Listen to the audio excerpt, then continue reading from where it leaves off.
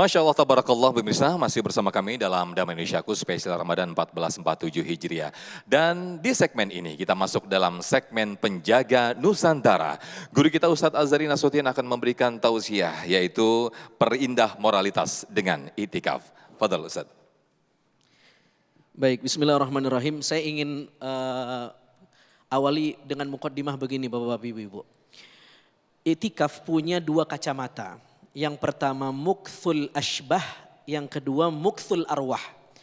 Ada orang yang beriktikaf hanya fisiknya di masjid, tapi batinnya ngelancong. Dia iktikaf tapi sambil check out.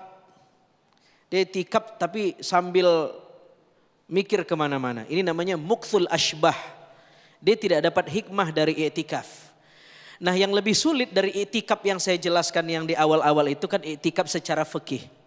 Ada yang disebut para ulama mukthul arwah, iktikaf yang bukan cuman fisiknya iktikaf tapi batinnya, rohaninya, jiwanya juga iktikaf. Para ulama misalnya mengatakan begini. Mereka mengatakan orang yang iktikaf jika dia zammul jawarih, dia mengontrol semua anggota tubuhnya supaya tetap dalam syariat. Lalu kemudian habsun nafas, dia mengontrol batinnya supaya tidak melakukan maksiat. Yang ketiga mura'atul waqt, dia menjaga waktunya hanya iqbal ala Allah, hanya fokus bersama Allah. Maka kata para ulama, thumma aynama kun fa anta mu'takif. Dimanapun Anda berada, meskipun tidak sedang di masjid, secara maknawi Anda disebut sedang beriktikaf. Halo, assalamualaikum. Orang yang mulutnya dijaga, tangannya dijaga, kakinya dijaga, lintasan pikirannya dijaga, lalu kemudian hatinya hadir bersama Allah, meskipun fisiknya enggak di rumah Allah, tapi hatinya bersama Allah, dia orang yang iktikaf. Tapi orang yang fisiknya di masjid, udah niat iktikaf, dia sah iktikafnya. Tetapi iktikafnya tidak memberi pesan moral, tidak membangun rohani. Nah, kita tidak ingin iktikaf yang seperti itu. Kita ingin bukan mukthul ashbah saja, tapi mukthul arwah. Bukan iktikaf fisiknya aja yang di masjid, tapi rohani kita juga terkoneksi dengan Allah Subhanahu wa Ta'ala. Bapak-bapak, ibu-ibu yang dimuliakan Allah Subhanahu wa Ta'ala, maka apa ciri-ciri orang yang hatinya beriktikaf? Apa hikmahnya? Satu, dia merasa tebal melihat keagungan Allah.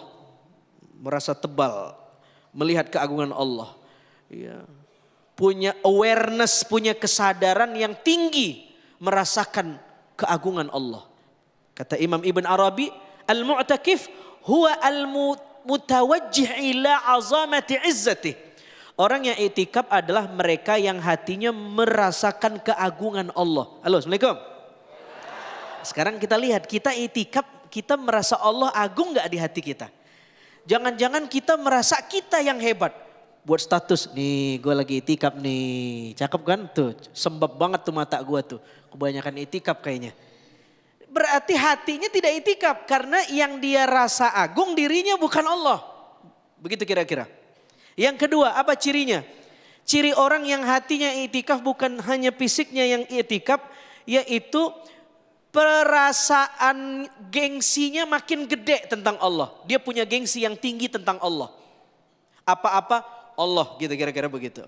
Kata Imam Ibnu Rajab Al-Hambali, beliau mengatakan al-mu'takif huwa qat'ul alaik minal khalaiq littisal bi khidmatil khaliq. Orang yang iktikaf hatinya adalah orang yang mutusin dirinya dari makhluk. Artinya kalau dia melakukan apapun bukan karena makhluk, tapi karena Allah. Termasuk dia iktikaf bukan karena ada nasi berkat di masjid, bukan karena ada wifi di masjid kenceng, bukan. Tapi memang untuk Allah. Qat'ul alaik minal khalaik littisal bi khidmatil khaliq. Begitu kata Imam Ibnu Rajab Al-Hambali itu dalam Lataiful Ma'arif. Assalamualaikum. Bu, paham apa begah? Alhamdulillah. Maka Masya Allah, tabarakallah.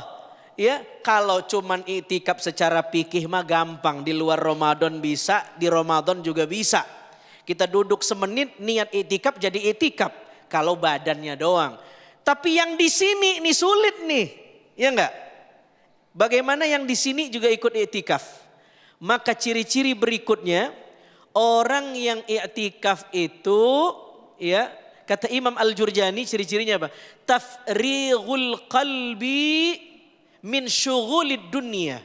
Hatinya bersih dari makhluk. Apa maksudnya? Kita udah iktikaf, tapi diomongin orang kita masih sewot, masih gretek di hati. Berarti orang masih ngedistract kita, paham gak? Nah, orang yang iktikaf dia punya rohani yang matang. Disakitin orang, dia nggak lihat orangnya, dia lihat takdir di balik orang. Siapa? Siapa yang nakdirin?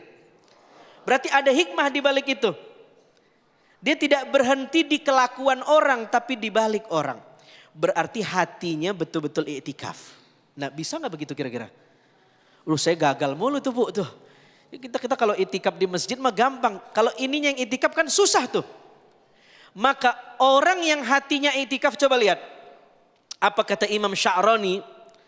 Kata Imam Sya'rani dalam Makhtutatil Ajwibah Al-Mardiyah. Beliau mengatakan orang yang iktikaf itu, beliau mengatakan ukuful qalbi li hadratillahi ta'ala. Ketika hatinya terkoneksi dengan Allah. Dia iktikaf berarti. Disebut ukuf. Ya. Bukan cuman fisiknya. Itu sebabnya kalau secara fikih kita udah belajar tadi. Orang yang iktikaf kudu di masjid menurut jumhur ulama. Meskipun ada pendapat yang mengatakan di luar dari ini, kita udah bahas tadi di awal segmen. Tetapi secara sufistik, ya, dari sisi tasawuf, orang yang iktikaf itu kata mereka patokannya bukan masjid saja, tapi hatinya. Mereka mengatakan ukuful qalbi, ya, fi hadratillahi ta'ala. Ketika hatinya terkoneksi dengan Allah. Mereka mengatakan masjid itu bukan cuma masjid yang ini. Kalau ini namanya masjidul hajar. Masjid fisik. Tapi dalam diri kita juga ada masjid namanya masjidul hadrah. Yaitu hati kita. Tempat kita sadar, punya awareness, punya koneksi, merasakan Allah di mana? Di hati. Jika orang merasakan Allah di hatinya, berarti hatinya sedang beriktikaf. Mudah-mudahan kita bukan hanya diberi Allah kemampuan untuk mukthul asybah, tapi juga iktikaf secara rohani, mukthul arwah. Insya Allah. Baik, terima kasih Ustadz Azhari Nasution yang telah kembali mengingatkan kepada kita semuanya bahwa bukan hanya fisik saja ketika kita beriktikaf, namun lebih dari itu melibatkan hati dan jiwa kita.